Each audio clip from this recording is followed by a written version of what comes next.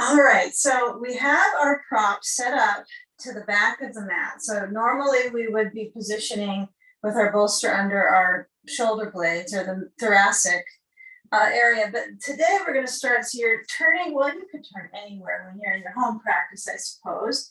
That's kind of the beauty of it, I think. I find I can do a little more variety with this type of work. So I'm going to be on knees, and if you need a blanket or a towel under your knees for a little bit of cushion, go for it, add that. But otherwise, you'll put your hands on your bolster on top of a couple blankets or however you stack up your height. So it's almost as if that height is allowing you to recognize the kind of cumulative spread of flexibility, but also a little dose of strength. That's what I want you to sense in the beginning.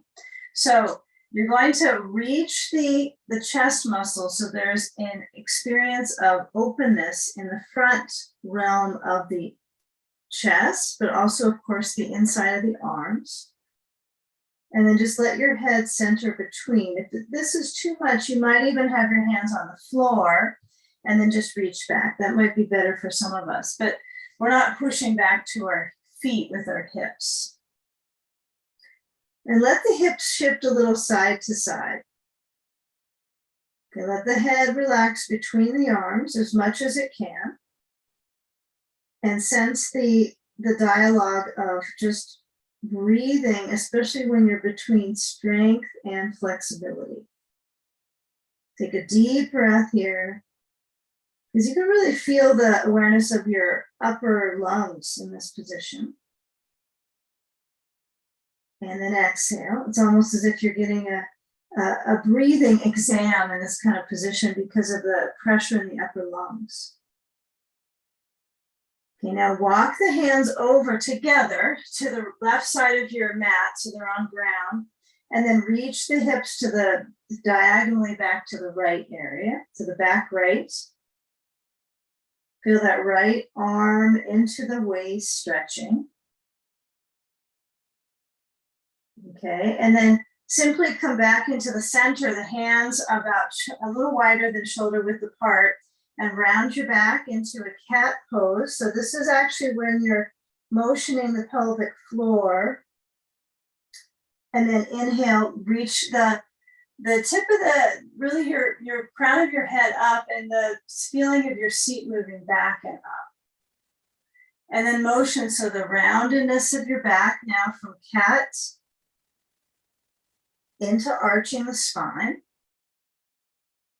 Walk your hands to the right side like you're on the prowl here. And then as you reach your hips to the back left corner, emphasize that pushing away with the hands and the lowering of the brain between the arms.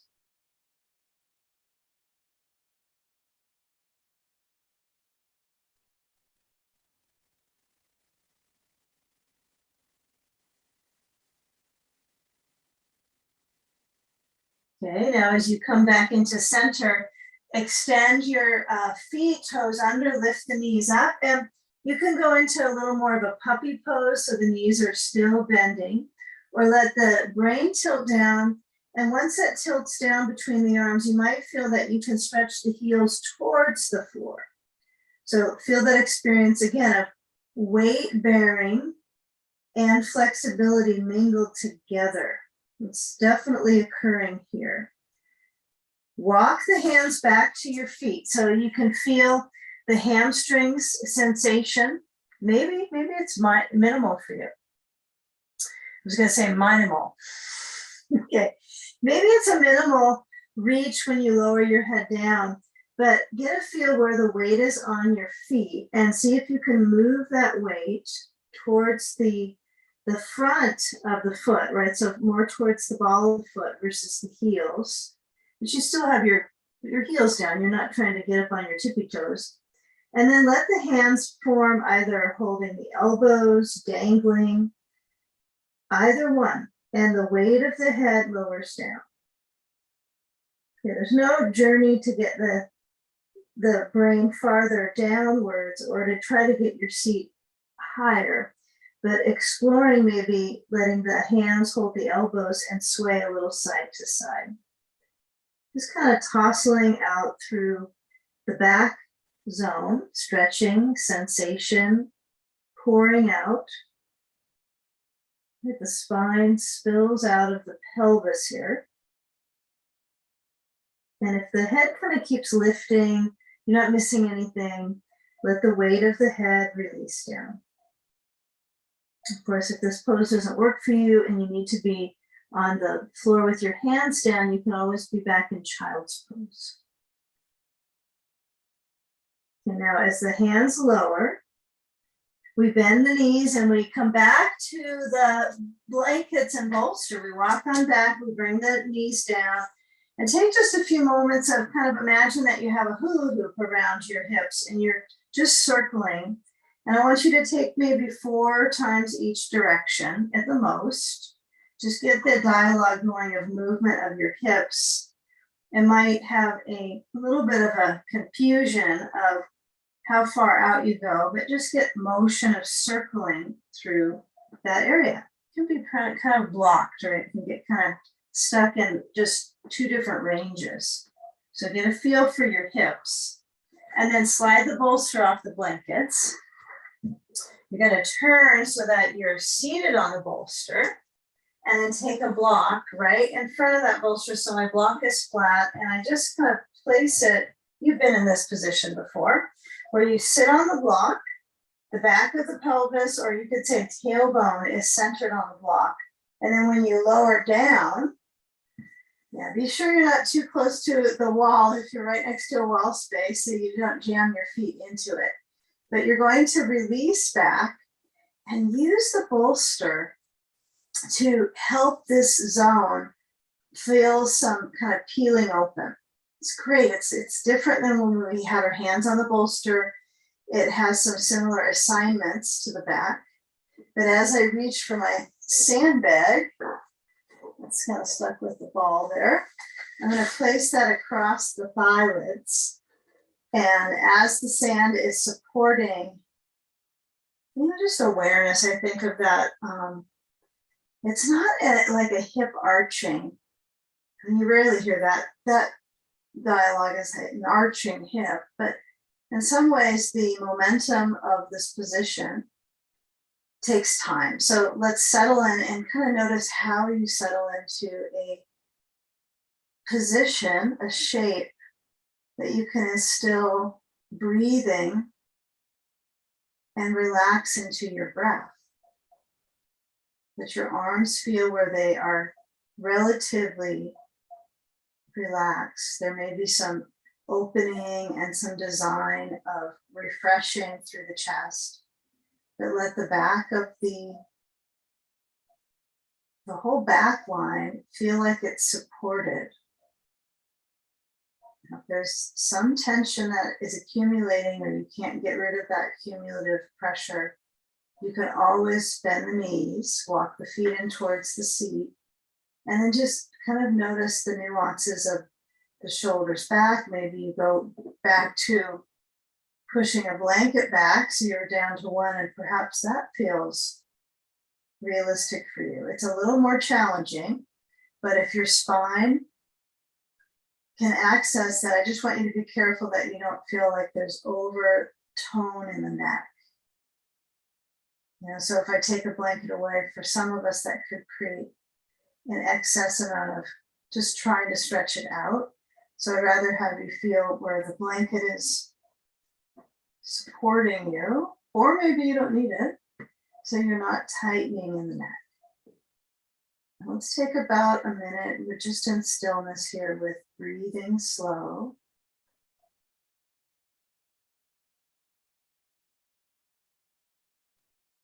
Relaxing the heart.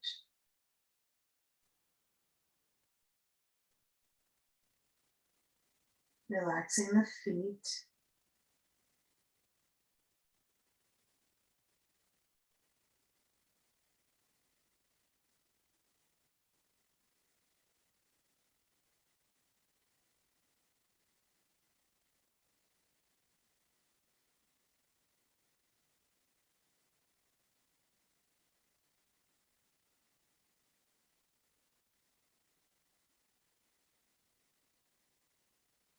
Good. So as we move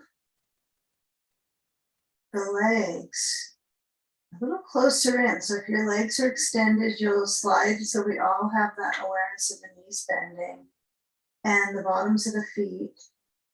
That might be an important awareness of, making certain that the feet are kind of awake, like from the ball of the foot through the arch area back to the heel. There's that arch, and the feet have these interesting, they almost have their own spine to them. So when you slide the sand away, you're going to play with, you could use your belt for this, but see if you can alternate moving a knee towards your middle. Doesn't have to go closer to your chest at all. Just feel that relative connection of the spine thread on each side of the spine, since you have two sides to a spine, even though it seems like one spine, paraspinals.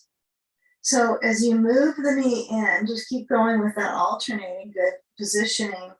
Well, it's an actual exercise, alternating knee towards chest. I think of this as reclining walking. But as you move, the spine might arch further when you bring the knee in. You might feel the block a little bit more under your pelvis. So I want you to work towards, as the knee draws in, that you're moving a little bit more weight into where the bolster is, okay, versus the block. Maybe you're doing just that. But it's almost as if you're kind of getting ready, although none of us are going to do a back somersault. I want you to do that. It's almost like you're getting the body ready for that momentum. If you were to move your knees towards your chest and try to roll back. So I want you to get a feel of the foot that's on the ground pressing and the knee moving in. So it's not a lot of flexibility work, is it? But it is warming up the spine nicely. Lower the feet, of course, knees out, feet together, Baddha Konasana or Supta Baddha Konasana. It's on the back. And experience where the feet are touching, where the knees have their motion out. And they may be kind of twitching, right? The knees might go up and go down like butterfly pattern. But if you can experience a few moments where the feet are solid and they have an experience of pushing inwards, and that can wake up that circulation through the adductors. Of course it does. But try to emphasize that it's even on the inner leg stretch. The arms are still opening the chest. They don't have to be far back, but they could be if you like that. You can have them just easily by the side so you can even feel a little bit of that bolster touching to the arms. You get a feel here when the knees motion towards pointing to the ceiling, and then the feet slide apart. Feel where you press down into your feet. And then I want you to just be very cautious here for the neck. So especially if you have the two blankets, when you press down into your feet, and you can feel that it's starting to help you lift up the hips. What I want you to do is a minor lift, and then start to lean to your left and slide the block. If you're using your arm overhead for side sage, then put the block behind your head. If you're not, then you can just have it to the side. But start to roll your weight to your left hip, left waist as well. And then see if you can, well, I can almost get to side sage without coming back up, but I would roll off my bolster. So stack up. Well, you already have your blankets just like you need them, but as you reach, you want to kind of get a feeling, okay, this is the measurement I need, that I want this much allotment for space for my ribs. And then you'll probably add your ball to the inside of that right leg. You'll add your sand, yeah, get some strength here, working the sand to your hip or through the side beam, okay? And then once you have that opportunity, you can always change the sand placement. So for me, it feels like if I'm this way with my arm open towards the ceiling, this feels appropriate. But if I'm going to truly do somewhere between that and a twist, which is the side stretch, then I'm going to place it across so I don't feel like it's going to fall off. I think we're all a little different on that, what we feel optimistic about. Okay, so as that left arm is between, the right arm is either over or it's resting on the bolster, or it's opening towards the ceiling with the chest wide. Yeah, and have a little caution that I think with practice, this one might feel like it changes or it just suits you. But as the waist stretches with the breath, so take that inhale process, filtering through the nose. Be sure your head is comfortable, especially how the neck might be pulling and having you react or look, just even looking with the eyes can have you press some sensation in the neck. So if you can let your eyes relax or close and explore the inhalation and the fibers of expansion in the ribs when you breathe in. And as you exhale out, you feel the experience of letting go.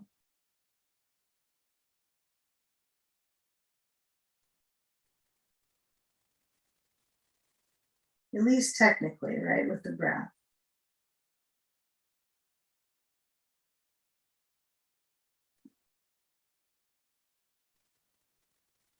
And simply scan the body for letting go, right? Just the awareness of the shoulder, the waist, the hips.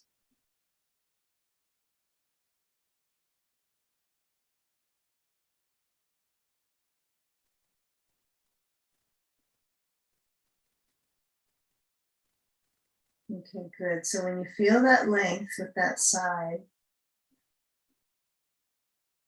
you're going to do kind of an in-between pathway between these two sides. So, keep the other side on hold because we will get there.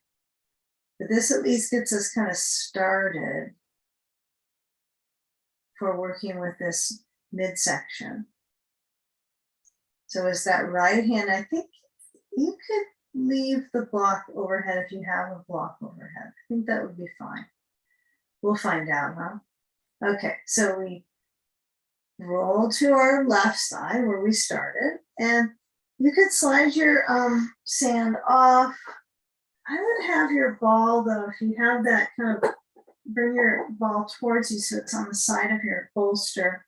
And what you're going to do is you're going to go back to, I think this might be not too much in the way. You're going to take your blanket on the top and slide it over. And then you're going to sit onto that bolster. You can actually do this from being on your back. You sneak your way into this one.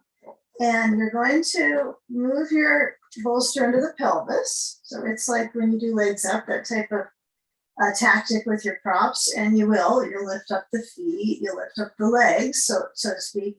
It's just not with the sand on the feet here. So we have the bolster good underneath, great, to the back of the pelvis. And then we'll add a ball between the knees. If you don't have a ball, you could use a block. Or if it popped, the blocks don't pop. That's one thing that's good about those. And as the arms are, let's make it so they're not at shoulder level, they're lower. And so it's a different kind of part of the rib cage. It's subtle, but it's like easier for the breath. We don't need to exercise intensity. So as the knees go side to side, it's not really a pattern of squeezing the ball, but you naturally will feel like there's an attempt to hold it with the leg muscles. So of course the pelvic floor is kind of on a little bit of alert, but as you move the knees side to side with that ball, I want you to relax your eyes and feel the directional pressure side to side. And see if you can make the motion so that when you do let the knees go to the side, there's kind of an end range that you make an agreement with just for yourself. Okay, that's another great thing about doing this at home. You go, okay, this is how I'm going to do this. And it's not about the experience of what I'm trying to educate towards or the class plan, but your kind of inner experience and exploring from the outline. Let's hope. So as I go side to side, I don't want to get too dizzy looking at my knees going side to side, like how far one side goes and the other. But take a few of the moments before we finish this cycle of eyes closed, and can you give the same range on each side? I mean, what is going on? Are you a half an inch more on the right or the left? And part of this might be lower abdominal musculature kind of engaging. So you can even just assign awareness in different areas of the body, and it makes a difference. Right? So you have access to the knees kind of surrounding the ball. And now next time you come into the center position, I want you to flex your feet. That's not too difficult. But when you lift them up, so they're, as far as you can tell, because you're not looking at the side of you, that they're about the height of the knees, right? And this angle, kind of a right angle, is what you're aiming. I'm not even sure if mine are. I think they're a little high. And then once you have the feet flexed here, you're going to work your way towards the knees moving towards the chest. That's the kind thing to do for your back. But try to keep those feet flexed. Okay, now when the knees go towards the chest, can you squeeze into the ball? Hope you have a ball. This is better for this exercise for the pelvic floor, because you have responsive surface. And then you move the knees back to that right angle. Okay, then relax the grip with the ball, remove it, actually just get rid of that, and then take a belt and relax the ankles, the feet, because they're not going to relax anymore with the belt around them, and take the belt into the right foot and stretch the left leg down. Right leg goes up, left leg goes down. And get a feel from, I know that action in the adductors, and you may have some response in the legs, but we're going to swirl around the back of the leg and have the belt. So I mentioned we wanted it buckled in a big loop. So you have it all buckled up now in a wide loop. And surprisingly, I made my loop too big, which is so rare for me. And we'll take the loop overhead to the occiput. So keep in mind here, we're going into brain float. So having a sandbag on your left thigh could be really nice. It's a statement for the hamstring on the right leg. You can feel where this side goes down, the side. Circulation is a little steeped in the hamstring. So get the feel of the weight of your head leaning back. Yeah, and really identify with this right side, the back lane through the hamstring, and then you might have new sensations some days when you enter this pose. It might be something you do just when there's a class, and so that's kind of nice in some ways, because then it's interesting when you arrive in it. Like, well, what's going in circulation with my hamstring? So my belt is under the foot, and sometimes it feels good when it's under the heel, close to the heel, or the top of the foot, the ball of the foot. That's where I have it now. Of course, that's more in the calf. We always like to get our calves stretched out. Okay, if your belt feels like it's hurting, it's too much pressure, you can either loosen it. Okay, you can also hold the back of your head and just see if you can slide it up a little bit. Don't slide it farther down below the shelf at the back of your head. You don't want it around the neck. Okay. All right, now let's bring our hands to the back of our head so we can feel where that belt is. And then notice if you trust to let your head lower more, just because of that support. Okay, now bend through that right knee and feel what it's like to try to bend the knee and move it towards you like we did with the ball, right? It's a slight different feeling because you got this funny sensation under the foot, but try to bend that knee, and it might be as if you protect and guard from bending more because you've got this belt. It starts to kind of sag a bit. Yeah, it's not going to go very far because you've got it held it behind your head. I mean, it might fall around your face, but so try to bend, and you might go, oh, this is limiting. Okay, and now slide the sand off the left thigh if you have one there. And then bring the left foot up. So now we have the hands behind the head, behind the belt, the left foot is up. And then take the right leg out of the belt. Left leg is maybe straightens up easily. Okay, then we set up for that second side. So experience the circulation in the face as well. I like this one. You know, just let your complexion rest. You know, it's an opportunity to flow up into the behind the space behind the ears. This whole space can be kind of tugged up or slouching a lot. So I'm trying to lean my body weight, well, at least as much of it as I can feel here around the belt. I guess you don't really think of body weight as brain. You think of it below shoulders and down. But as the spine centers, you may not feel much in the spine here, but as the arms relax open, belly moves with the breath. Now feel the belly body moving.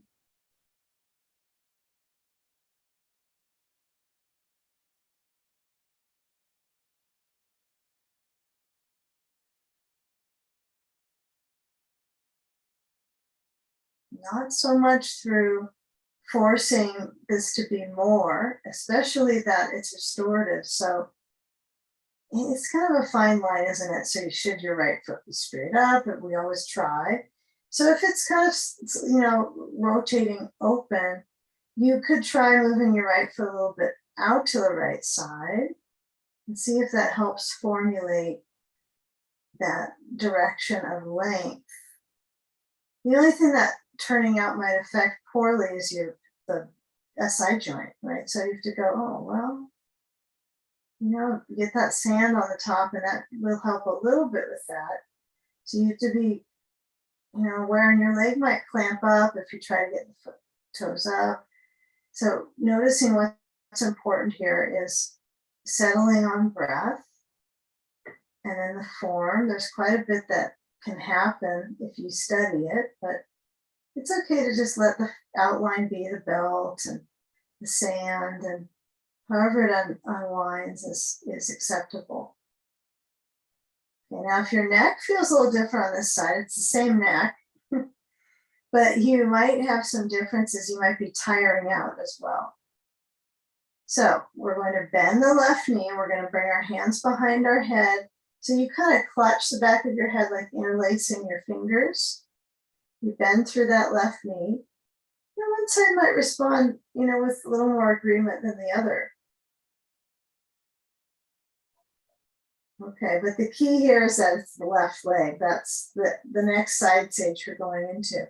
So we're on schedule here. Well, we're doing this fine. So you get a feel when the knee is bending. Okay, and then, you know, you might keep one hand behind the head just for safety and slide the sand off to the right. And then slide the right foot in on the floor. Reach your hands to the belt, slide it off the back of your head, and then bring your right foot up into the belt. Now you don't have it around your head, and you can push your feet out wide into the belt. So you have it's a wide stance. I think it is a stance as far as your body mechanics think. You're not standing on your feet, but I mean, what would it know the difference? You know, your mind is what decides that concept. So it's a nice experiment with the pressure out into the belt, because you want it to feel like it's fully stretched out. If it's too much width, you can always cinch it up and And if, you know, the legs are shaking or something, you take it, the belt, make it a little smaller. And then if the legs try to move forward, that's a kind of a no-no for your back. So you want to keep them straight up and out. But the knees, right? You want to keep those so that they have more external turning out rotation than internal here. It's only so far they will probably respond, but feel so there's a lot of excitement in the legs that has happened the last 5 minutes or so. It's a leg dialing. Okay, bend through the knees. Reach with your hands without lifting your head off the ground. So, you know, this is it. This is my range without efforting more. So I've got to bring the belt to my hands and then, great, and then slide the feet together. And we all have our own way of getting out of that one, but take the belt away or just toss it. And then as your knees go side to side, just kind of a lackadaisical, knees side to side, kind of smoothing out the spine basin, the low back. And then be just kind of easy going, how you can get to your second side stage on the right side over. So you might feel that you swing your knees left, you get some openness in the back right of that hip, and then over they go to the right. Yep. And then slide down. Be a little cautious because you don't want to pull the back. So when you come up, you got your bolster, you got your blanket, you got to get back on the other blanket.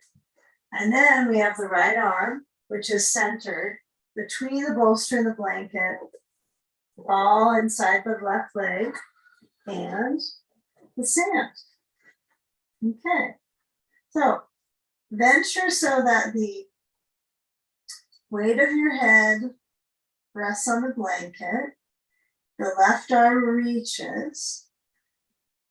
And when that is in motion, right, that's plenty for most of us, just to have our body, you know, on its side with props under it. So the arm volume might not be effective or that much more. So for some of us, if this is causing more discomfort, then we can let the arm either open, we can rest it on the side, or rest it back onto the bolster. So it's a little bit of a deltoid crossover. It's a tiny bit. And I think the key here is your head relaxing. Yeah, so it is a bit of a dynamic to the side when it is tipped down here. It's kind of a rainbow, right, for the body. So resting the eye tone. Breathing, whether the arm is down or the arm is over. Breathing into the intercostals, so the muscles between each rib.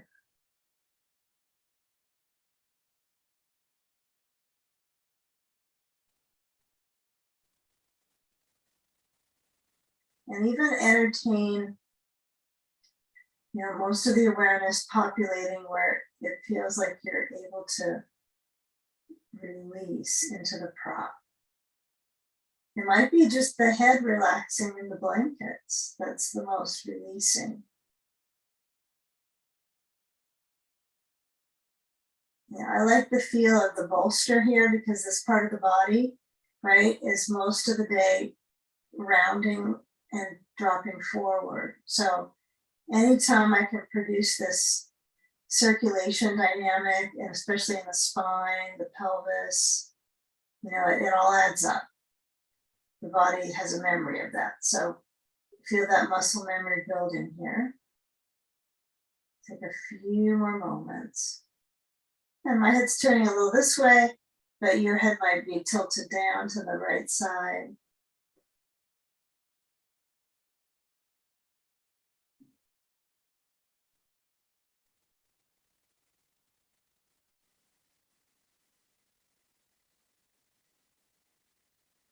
Great. So when you become aware of this left side, it's not a real sensation of like the fullest stretch you can gain in your hip, I know. But that's where we're going to go, is into this left leg hinge. So just easily slide the sand over, any direction is fine.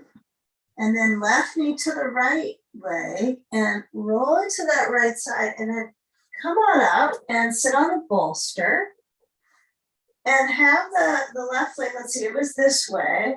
It's not gonna be that much different, but pull the blankets in next to your bolster behind you and then put a block. I don't know exactly how we're gonna need those, but we need this setup. So we'll take the right leg so it slides down, the knee just stays in that position of bend, the left leg crosses over. So you're in a simple, well, it's not simple, it's more than a cross-legged position, isn't it? Because it's that prep for a twist. So as you have that left foot, I'm just gonna face towards, I'm not mirroring you on this, but when you cross it over, when you're sitting on your bolster, I want you to get a feel where this left knee is moving towards your right side. Okay, so sitting on the bolster helps a lot for that. I mean, I can feel like a little more spine support. I don't have as much roundedness with the bolster under my seat. So just add sandbag to the right thigh, that's the base. Slide it in so it's kind of between, right? It's sandwiched just on the leg. And then as you rotate to the left, bring that right arm to the left leg and get a feel where it could be holding the leg. It could be reaching, so the hand is open. It could be bending. There's a difference, I think, between the arm straight and the arm bending, just in the ability to rotate to the left. So you're gonna feel yourself turn and let that left arm be a little bit passive here. So they're not trying to and grit the arm back. Feel that it's the right arm that's doing a lot of the work, which means it could hug the knee, it could bend, it could straighten. So working with this left side that we were just in side sage, now you're kind of going a little deeper into the bone and turning in the ribs. Right, so center down with that right sitting bone. The left sitting bone is probably going to have a little quandary here, trying to feel that it's even settled down. Okay. Just kind of notice the left side of the seat is peeled up so you can work into that left hip. Okay, so turn back to the front and then hold on to that left knee. Now, we're not trying to be cruel to the knee, right? We're not trying to bend deeper. But I want you to interlace your fingers and just kind of feel how the elbows relax. And you're pulling your upper body or your centerpiece, like heart and abdomen area, towards the left leg. So just get a feel when you move that towards the leg versus trying to force the leg closer to that area. So you've got to find a balance. The leg can't move any different than it is. It's being supported by the foot under it. Okay, so I want you to keep that strength around the knee is what I'm asking you to work with. The ribs go towards it. Not rounding, right? Just extending. You might feel more in the left leg. Just a titch. Okay, now, can you do that with minimal pressure with your hands? So now slide your hands down, and hands maybe on the bolster. If you're really tall, that will work. You might have to have your hands back on your blanket to feel that you're up. But just take a moment to feel if you can keep that orientation with the left knee pointed up. There's a decent amount of resistance here just to try to hold this one up. Maybe just me. Okay, breathing, belly, body, breathe. So you feel the abdomen move. Okay, try to get the shoulders, have direction back. If your neck tends to round forward for this position, your work is on as best as you can, crown of the head lifting. Okay, now we're going to take crown of the head straight in front. So sand goes away, left leg goes back. You're in your favorite pose of all, pigeon. Okay, so weight is into that right hip. And when the motion of the left thigh is just supported, it doesn't need to be, trying to get further back, just the way it is. And I don't think you want to put your face on the ball there, but You could place your blocks down under your elbows. I seem to like kind of a medium height with this one versus my elbows on the ground, but some people really like to get the elbows all the way down. Just balance body towards the right hip. Feel a balancing structure.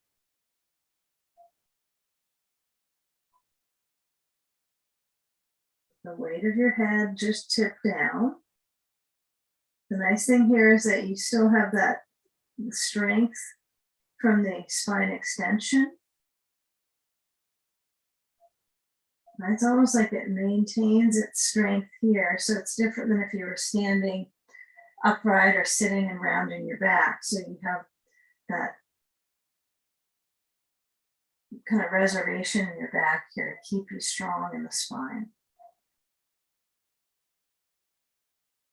Good spine and hip strengthener as well as flexibility, but when we're working with spine strength, right, these positions of moving the spine this direction are really good.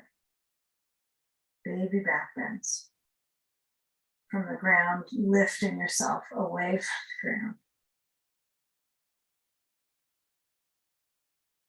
So let's keep the back leg easy so we're not trying to bend and force the foot up. And now instead of pushing your head higher, I want you to stay in this kind of medial, this plane in the center.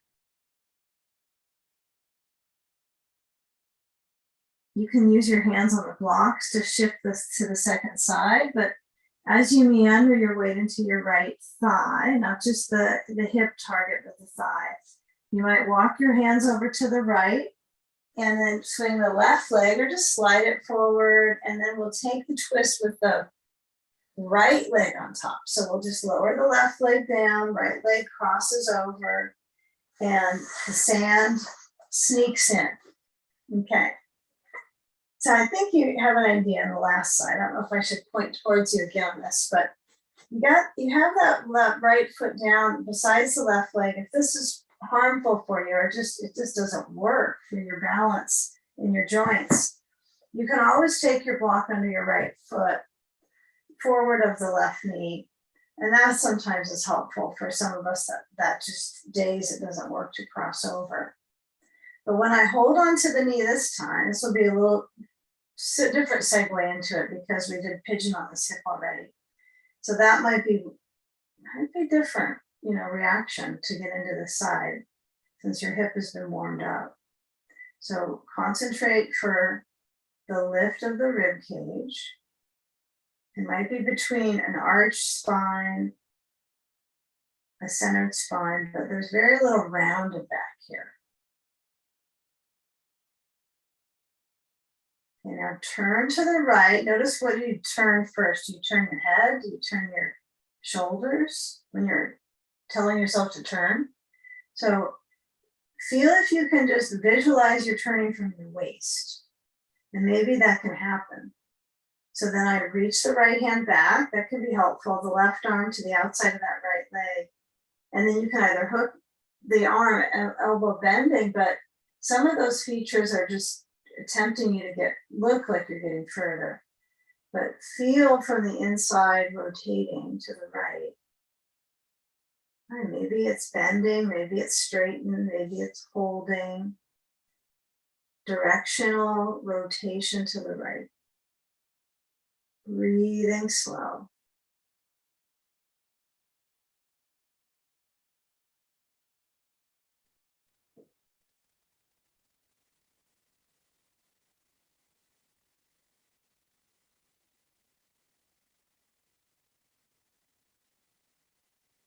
And just feel how that knee, when it's up, the right knee,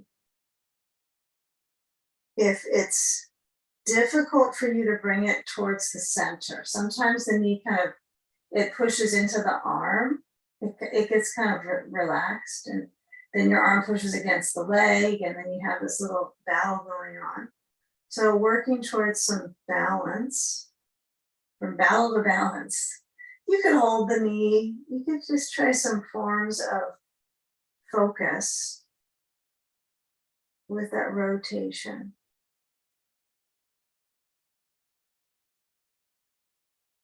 Now certainly come back to center and feel if you can reach around that right knee with both hands interlacing. Yeah, quite a bit of self-study today, right? With the alignment or how you respond to get in and out of the shapes.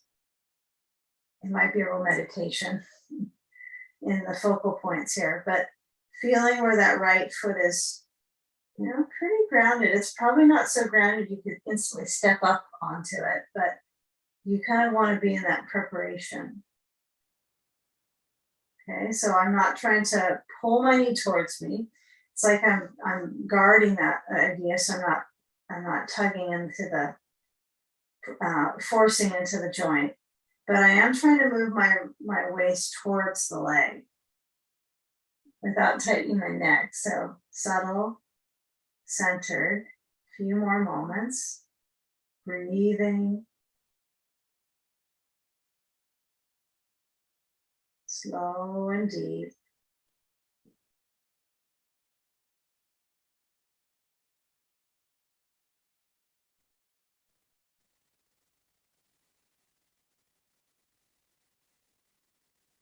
Okay, so let's take the sand off. You can actually put it aside for a bit. Yeah. Right leg stretches back. And, this will be a prep before we get to some hands, knee work and lunges. So I want you to get your spine to be kind of in its mid-comfort zone. So not overly tugging on the spine. See if you can let it keep warm, right? The spine circulation is kind of anchored. There's a lot in the hip for me on this side. I feel a little more depth. So, noticing if you can move your weight a little to the right side, if you get a lot on the left, so there's not too much drama going on in your psyche of the issues and the tissues. And the back leg is heavy. It feels like the left hip is heavy though.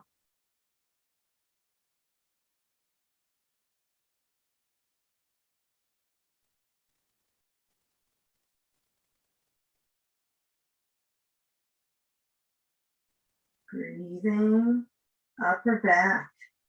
It's a real focus in this direction to the upper back.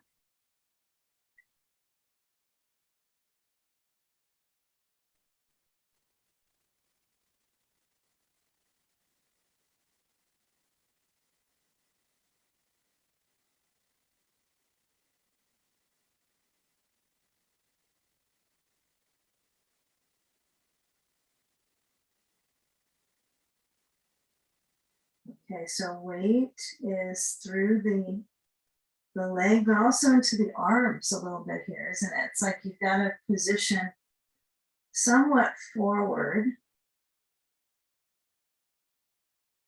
And there's some zones in the centerpiece of the body, the back area, right hip, low back, that are kind of on high alert here. So we want to keep this in a gentle, nourishing level of movement balance. So feel if you can start to move your hands back. Maybe you keep your blocks under them, maybe you don't. And I like to just feel the ground space that my body touches to sometimes, so I can move from that prop, the floor. So now when you come back with your left leg now, so you're going to toes under on right foot, push into your hands. Yeah, keep it so you're pushing down, and your abdominal muscles have to work here just to hold that. And if my head drops, then I have some neck pressure, so you want to keep it fairly level. And left leg back, and then you're back to that table position. You got 2 blankets though, huh? So let's just move our blocks aside if they're kind of holding you back from reaching on your full mat. So you got whole mat support. And let's move our bolster to the side. All this stuff, props. Bolster goes on over. All right. And I got 1 blanket now under my knees. Not a big fan of the 2 blankets for this version. So have your knees on one blanket. So I have a nice core fold here for that. And then when I reach my arms and I have my hips moving back, now you've got that range of motion. So I want you to curl through the spine. So that means all the way to the chin, moving to the chest, chin towards chest. And then slide the toes to release back and stretch into kind of just a whatever up dog. So the hands might not be to your perfect force, but feel how the waist stretches. And then move your head back, center, and towards your chest. And reach your hips back. And then move forward. So you're just simply going forward and back. Now, if you want to do that hula hoop movement in between, sometimes you could. So you get a feel of all the directions from spine around hips. So that's sometimes nice to just experience as you stretch your hips back. And then take 1 or 2 cycles where it's however it feels good to you, not any direction, but alternating forward and back. So that might have a stop in the middle where you take a bus stop and do hula hooping. But, get a feel of that reaching from the spine to the brainstem. Yeah, the waist stretching can feel really nice here, just since the core has such a support with the movement. Okay, now this could be hands, knees, what you think is your plain hands, knees, like crawl position. Walk the hands in so they're under the shoulders, and then reach the knees together so they slide and touch. The inside borders touch. And then the right leg reaches back. Now, reaching would be a good recommendation for it, is that you are reaching the leg. Like you're reaching the leg, not necessarily the heel or the foot, but the leg. And then reach the left arm forward. Yeah, if the head kind of drops or you overarch to hold the balance, see if you can find something kind of neutral here with your focus down. Okay, lower the left hand, good job. Right knee besides left for a moment. Left leg back. You just want to keep that match so you can balance the pelvis. And then figure where you want your weight proportion in your left hand. And the right arm goes forward. Yeah, it's a great balance for our coordination, especially if you feel differences from one side to the other on just the shakiness of it. Feel the right hand come down, the left knee come back in. And I want you to take this so that the right leg stretches back and you reach the hips towards the heels, not maybe all the way. Come back up, left leg reaches back and up. So you lift the leg and then the knee about hips distance from the right. So the legs are hips distance. Shift back. Take a few of these. So you're lifting the right leg now. You might notice your leg turns out a little bit, kind of on its own. Shift back and take one more time, at least like this little bit of chaos for balance. Shift the hips back, but as you come forward, bring the right foot forward. So I'm going to step through with the right foot and then get my blocks. Place them so they're underneath your hands at the mid or the high setting. And then as the left knee lifts up, you've got to lift it by using the toes hooking under on the left foot. Lift up the back leg. And as you have that lunge, I want you to just notice if you can push down into your right foot a little bit further. It's only going to go so far with pressure. And then just pivot the back heel. Be a little cautious of your blanket. If it's really close, you might have to slide it into the center. Push that back foot. So I've had it. It was from lifting, then just a turning it out.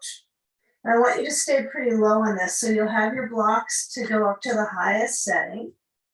You stay low. So it's not maybe the widest stance you could do, but it's a real interesting stance for your waist of your hip. And then let's take the left arm up towards the ceiling and feel that right knee move towards the right arm. That would be key. Right knee towards the arm. Good. Yeah, if you get a little fatigue, the left hand could also come down to the left hip if it doesn't work for your shoulder. But if your head is turning to lift up, I want you to turn your head to look down to the right foot, and that whole drama going on with that leg. Breathing, let your heart work a little bit here. Okay, now keep this openness to the right inner thigh, but as you bring the left hand to the block, you're going to just work with the back foot, pivot the back heel up, stretch the left back foot toward the heel towards the floor. Yeah, it's only temporary, but it is a calf stretch for certain. And then just get a feel now, if your feet are on the same track, like that, you want to take that left foot so it's a little bit out to the left side. It's not turned out, but it's not in the same track of the right foot.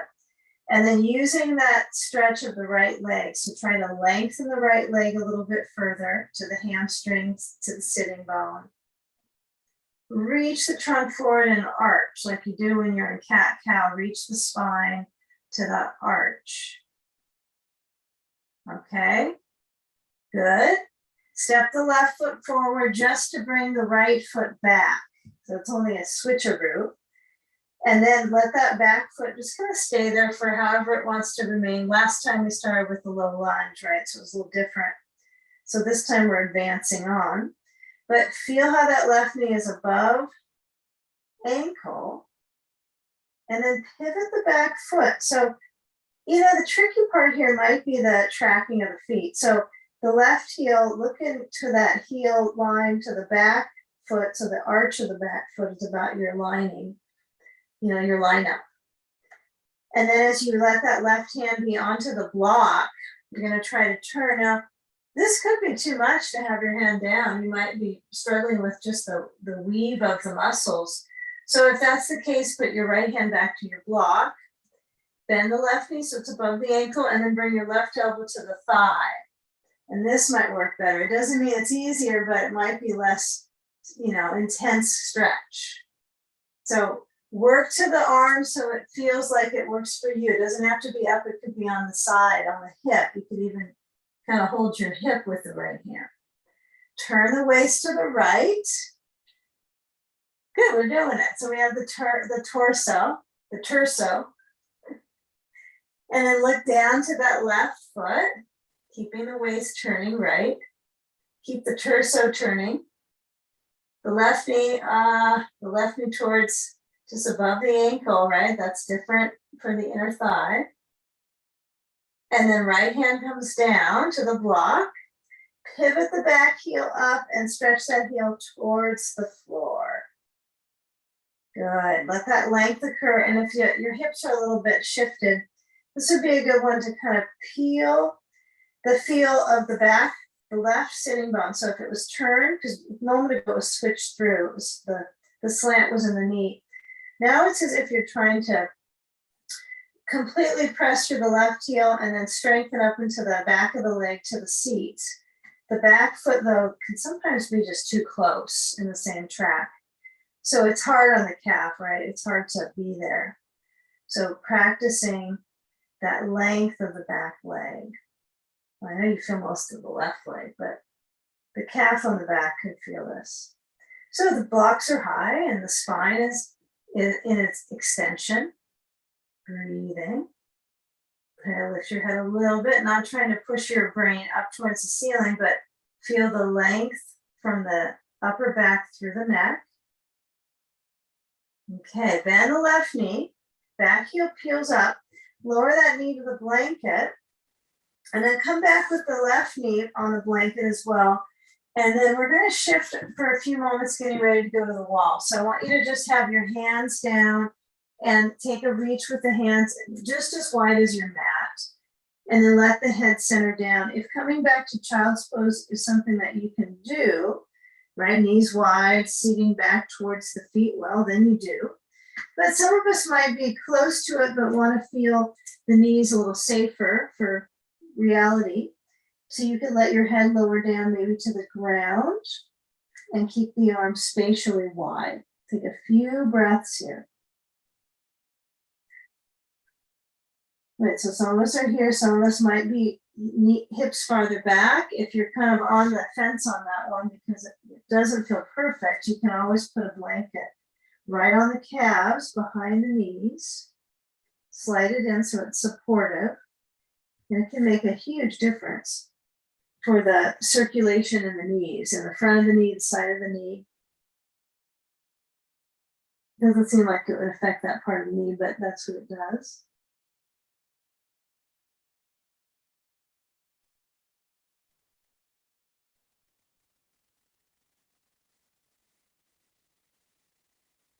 Okay, now when you stretch open through your hands, you're going to slide to come up to table. And then we're going to make our way to our wall space. So I want you to crawl to wall. Crawl to wall. Okay. Have your mat right at the short end of the mat of the wall and your blanket behind you, flat. And as you sit to the wall and your feet to the wall, you're going to lower onto your back.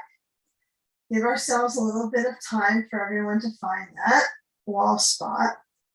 And then notice if your feet are at the base of the wall. Some of us have, a little baseboard, a little board there that might be interesting to the toes. But the key would be that you are comfortable with your knees in this distance from the wall, with the knees pointed up. Okay, that's important. So then when you bring your feet up to the wall, they're kind of back at that right angle we had long ago. So let's see, what props did you bring? Well, if you have to go back and get them, you want your blocks, your bolster, your sand. If you have that ball, that would be nice, but you can either use a ball or a block here, either one. But placing that ball or block between the knees. Okay, and you have a bit of a squeeze going on with the ball. And now feel when you did have your feet on the wall when you did this before, it's a little different dynamic in your back and your hip. So when you have your feet on the wall, it's like you have something to push into with the feet. So I want you to feel the hands so they can be kind of relaxed on the legs. They don't have to be sliding up to the knees. Your elbows could be on the ground. But, get a feel of your hands on the legs for this reason. Then my elbows are on the ground. And then my awareness is trying to lengthen my lower back. So you know how you do cat pose, you round your back? I want you to do kind of not so much a cat, maybe it's a kitten pose. So you're working on learning how to lengthen that low back terrain, okay? Then once that back area, the wrinkles have gone out, you feel like the skin there is lengthened out. Then I want you to squeeze into the ball. So squeezing. If it's really tense on your neck, maybe you need to really get that blanket under your head for some of you. Maybe higher, maybe roll it up. Okay, but keep the squeeze so you don't really lose it. It's not like you're squeezing back and forth. You just keep that pelvic floor engaged. Okay, now relax the grip, the purposeful grip, and just feel the knees apart, still with a ball or a block. And now you're going to push into your feet and then start to let the spine lift while the pelvis lift up. And your arms could stay down so that the palms relax, open, the hands besides, just reaching the hands towards the wall, palms open. Okay, now lower the spine down. Feel the back of the pelvis center. Inhale, push the feet into the wall, lift the hips up. Feel that length all the way through the neck, and then lower down. Now, you're not necessarily squeezing into the ball unless you like to do that, but have an alternating pattern. This time when you lift up the hips, I want you to let the arms still stay reaching, but you're going to let the shoulders get a sense of them moving back. Palms open is key. Okay, now this time we'll use a block. So as you lower down the spine, exchange the ball for a block. Well, not actually the same spot, sorry. So you're going to place the block under the pelvis. As you push into your feet, you're going to lift the hips up. Now you can walk your feet up the wall. This is the best thing about having a wall. And you can put the block any of these heights, right? Low, medium, high. The wall is nice, but if you feel that you can get up high, but it is uncomfortable on your neck, then you'll slide your blanket out. I still like the blanket most of the time, so I don't have any complaints about it. But many of you probably don't like the blanket.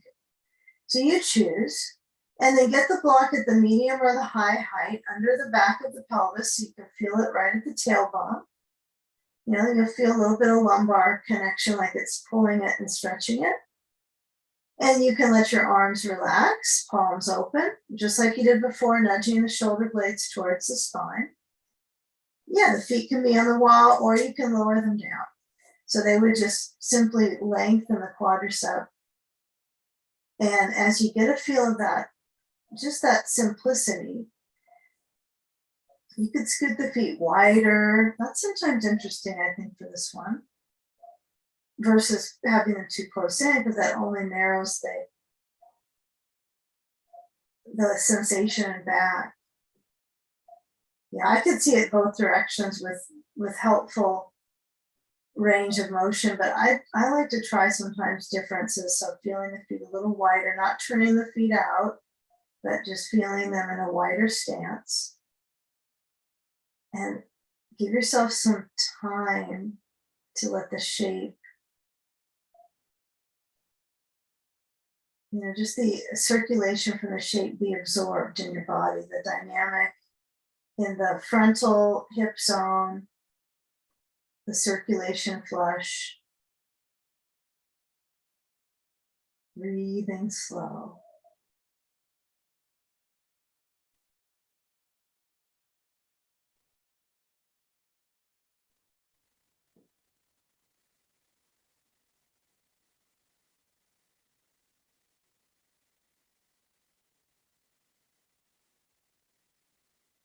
Okay, now come back up with the feet. If you already have them there, you're already set. But sometimes it's nice to have the feet at the wall for the whole bridge pose.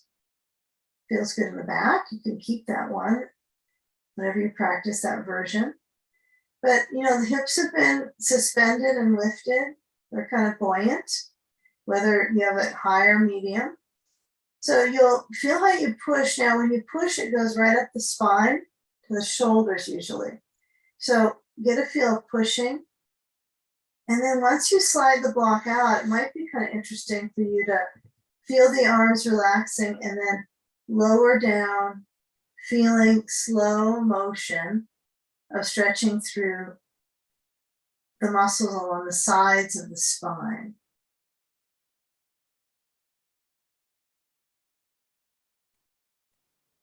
Okay. Because once the back is centered, as far as you can tell, you'll push the blanket. If it's already behind you, you're going to slide back onto it. But walk the feet and help yourself to scoot back so that your legs could be straight. Okay? So that means that your feet are at the base of the wall.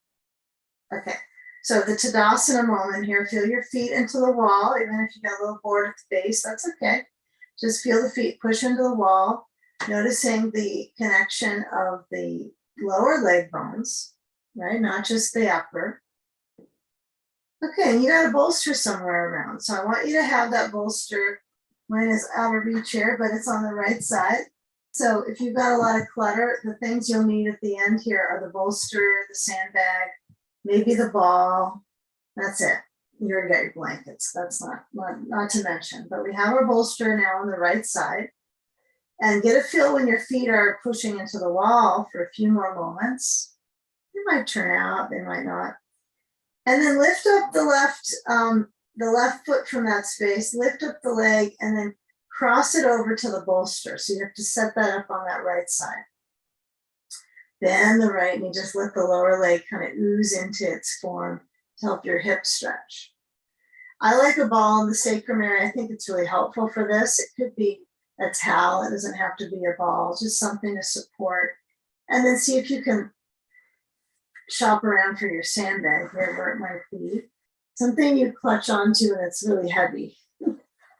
Place it on the outer left hip zone.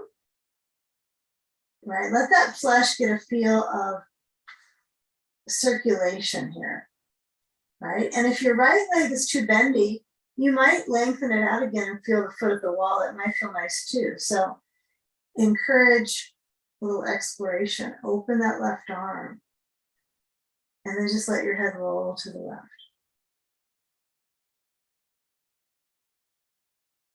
And feel the dynamic of the chest, the shoulder blade moving down and in.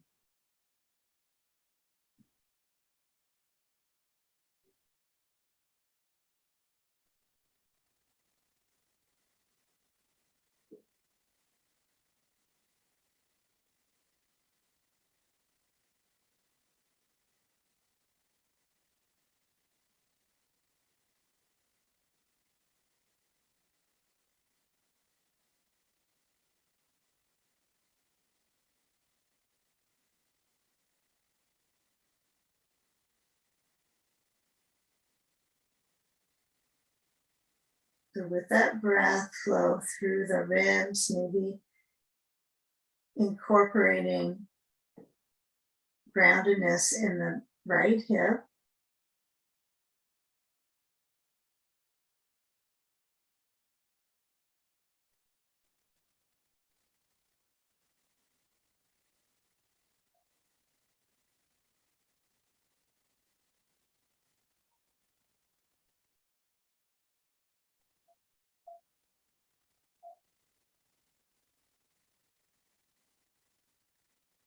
Okay, slide the sand away on the left side.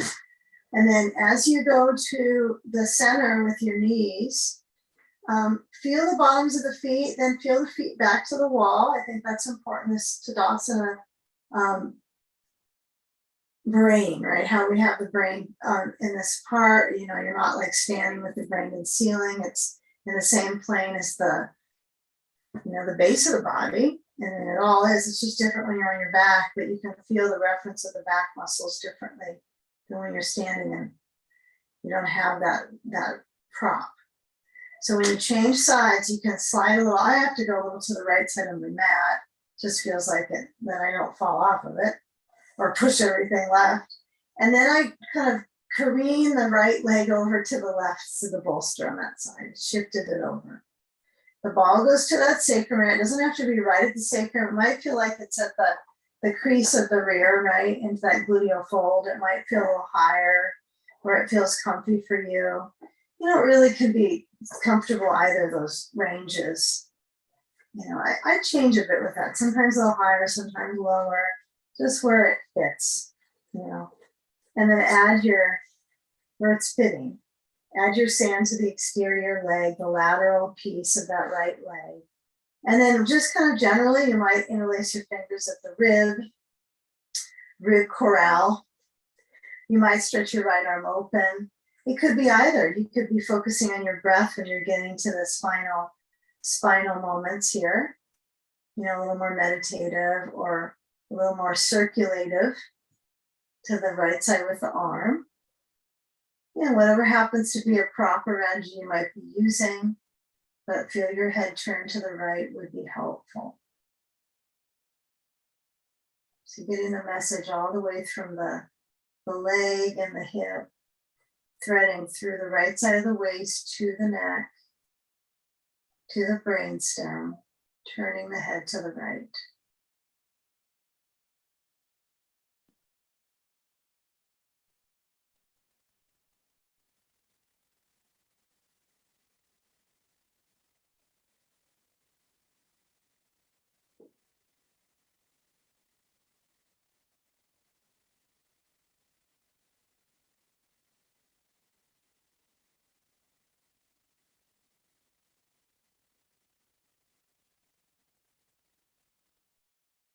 Now relaxing the face, the throat, and the chest.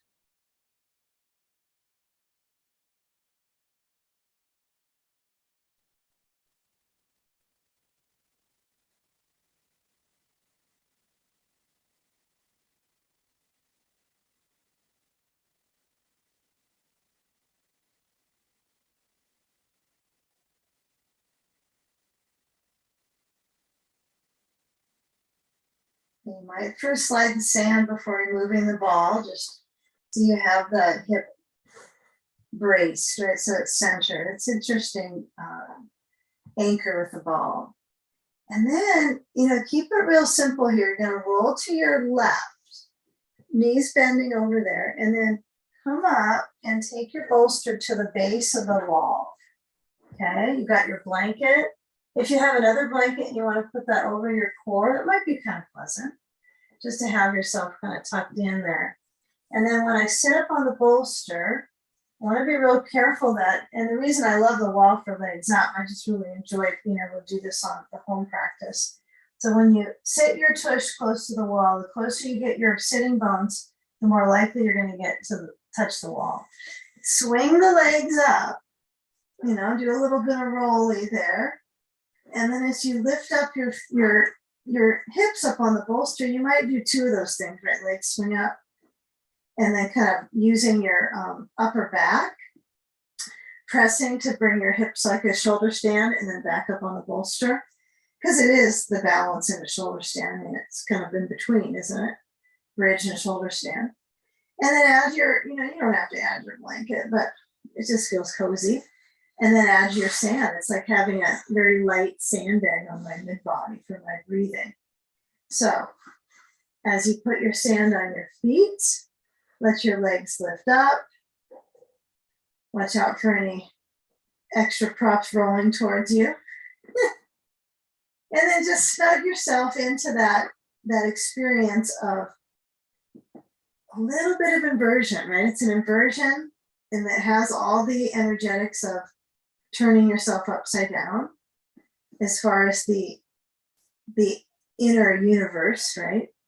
So as the eyes can relax, if you like to use an eye pillow, you can place it across the lids or use your natural lids to close the eyes and have a little pillow of them. I think part of that's just relaxing your face and your complexion. If you like to bring more to that, you can always rub your hands and then place your warm hands on your eyes. Some people like that version. And as your arms relax either the sides and down or cactus, I would have it be where you really are feeling comfortable. The feet are naturally flexing, probably 90% because of the sand. So accepting that amount of flex and the weight of the tailbone into the bolster. Breathing, just returning the body to a place of balance from this entire practice that you've experienced.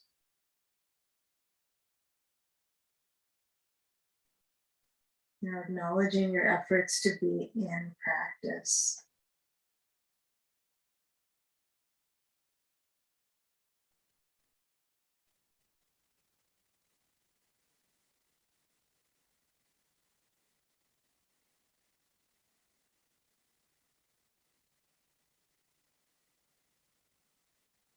Feel the abdomen, and maybe it feels like it expands and releases.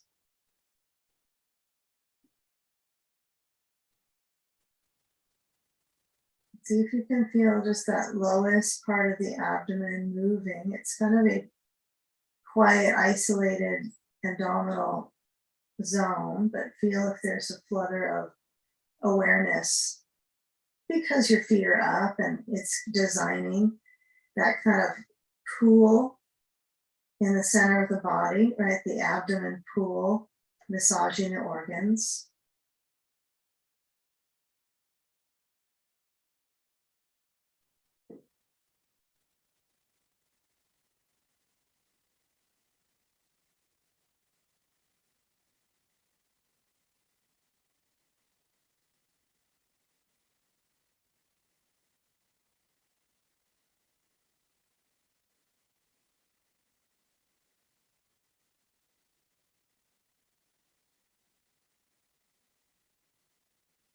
So managing that scanning of the body without looking at it with eyes, right? Feeling from the inside.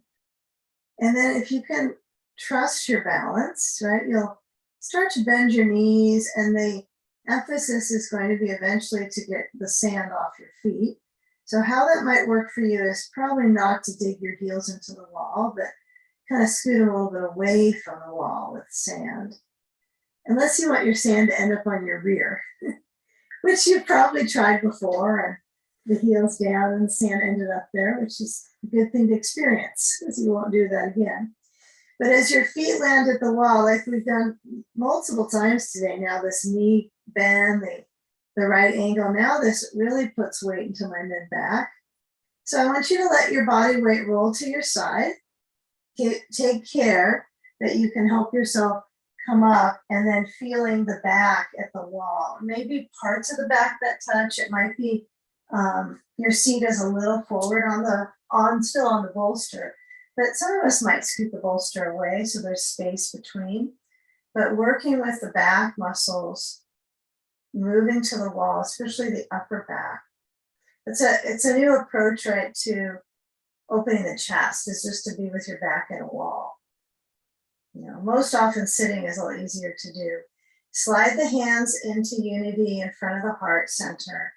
And let's take a moment just to bow into the support of our practice, and each of us in our lives coming together for this community practice. Inhaling wellness, breathing, and exhale, bowing into the space behind your heart. And gratitude, namaste.